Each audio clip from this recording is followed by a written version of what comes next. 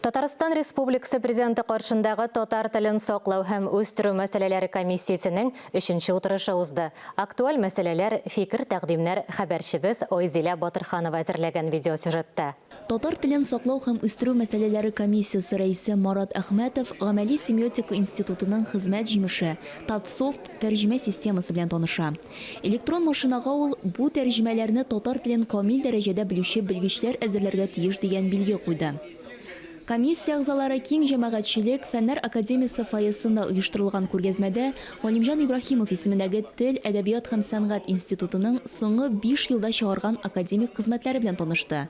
Институт директоры Ким Миннуллин сүзләренчә, Татарстанда тел, әдәбият һәм сәнгатькә кагылышлы академик фән югары дәрәҗәдә. Казан Федераль университетында татар телен, әдәбиятын, мәдәниятебезне өйрәнү буенча җитди тикшерүләр алып барыла, эзләнүләр оештырылды. Ләкин бүгенге көндә шулай ук әлегә хәл ителеп бетмәгән мәсьәләләр дә калып килә. Бүген комиссия утырышында без нәкъ менә шушы әлегә хәл ителмәгән проблемалар, мәсьәләләрне күтәрәбез. Татар телен саклау һәм үстерү мәсьәләләре комиссиясы оешканнан бирле бу 3-нче утырыш булып саналса да, агымдагы елда бу беренче очрашу. Марат Әхмәтов сүзләренчә, шушы вакыт эчендә милли матбугат учреждениеләр белән уртак проектлар эшләнгән. Милли мәгариф учреждениеләренең матди нигезен ныгытуга да ирештек, ди комиссия рәисе. Комиссия тәкъдиме белән һәм президентның хуплавы белән мәгариф мәдәният учреждениеләре өчен хөкүмәт тарафыннан зур гына грантлар проекты әзерләнә. Сүз бара 300 грант турында.